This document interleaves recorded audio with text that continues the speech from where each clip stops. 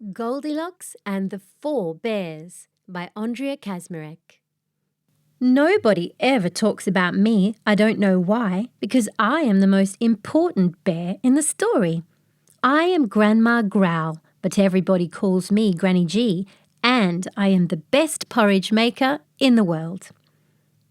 We live in a pretty house deep in the woods. We are Mama, Papa, and little Georgie Growl, and of course me. Papa Growl likes to keep us fit and he loves long walks. And I mean long walks.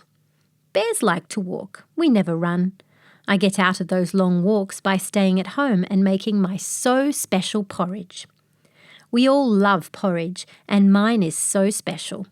Papa Growl likes his porridge salty, Scottish style. Mama Growl has her porridge with crunchy brown sugar. Little Georgie Growl is just like me. He loves golden runny honey on his porridge.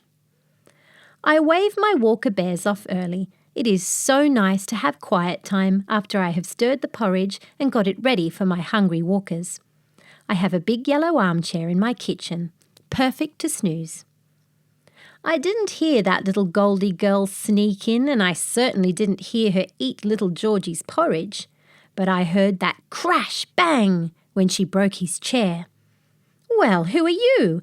I jumped up and looked straight at Miss Goldie, standing there with her mop of butter curls, big blue eyes, and oh so sweet smile. Oops, sorry, I didn't see you. Sorry about the chair, the leg fell off. I am Goldilocks. We live just outside the woods, and your house is so cute. No wonder the leg fell off. I glared at the breakfast table. Did you eat little Georgie's porridge? Sorry, but it's a long walk. I was hungry. Sorry about the chair too. Maybe I could fix it. And that's how I got to know Miss Goldilocks. I didn't like the salty porridge and the sugary one was too crunchy, but the honey porridge is just perfect, Goldie told me. My bear family was having an extra long walk today, so I showed Miss Goldie around the house.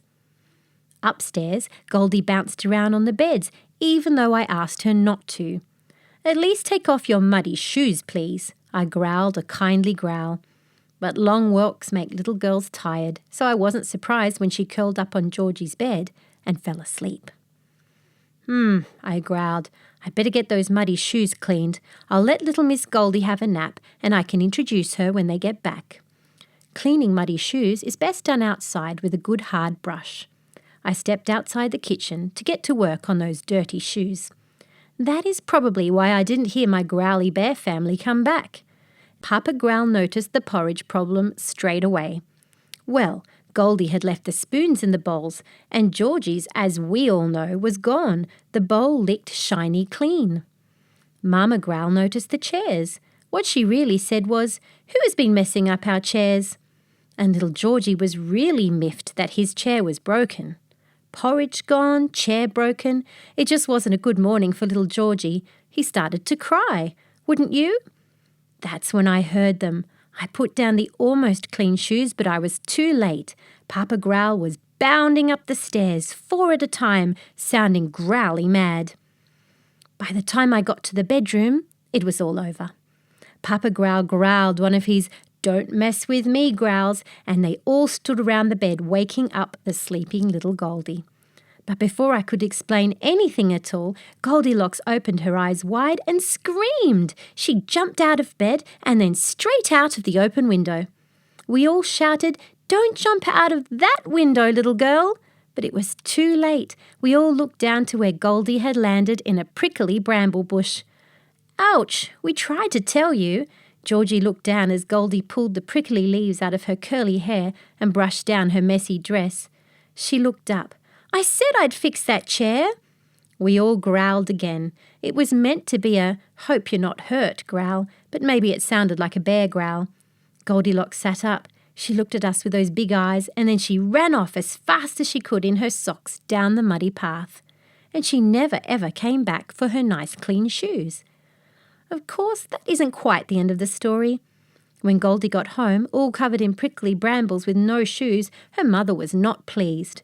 Goldie tried hard to explain. "3 bears chased me and I ran as fast as I could." Even worse, she had to wear her big sister's old shoes. She tried hard to tell them about the bears and the porridge, but they wouldn't listen. And my bear family? Little Georgie's favourite goodnight story is about the little girl who jumped out of the window and ran off into the woods in her socks. Please tell me the story again. Georgie looks up at the bedroom shelf at the clean Goldie shoes. Of course, by the time I get to the last bit, and little Miss Goldie opened her eyes wide, screamed and jumped out of the window into the big prickly bush. She ran off into the woods in her socks, pulling prickles out of her hair, and was never ever seen again.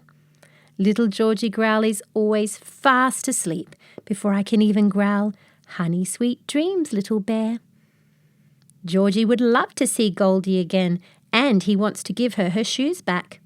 We even crayoned a lot of little stickers. "Goldie, your shoes are at our house, clean." Georgie sticks them on the trees on the morning walk. So if you happen to find one of those little stickers, you aren't far from our house, so come and visit. We have lots of porridge with honey. The end.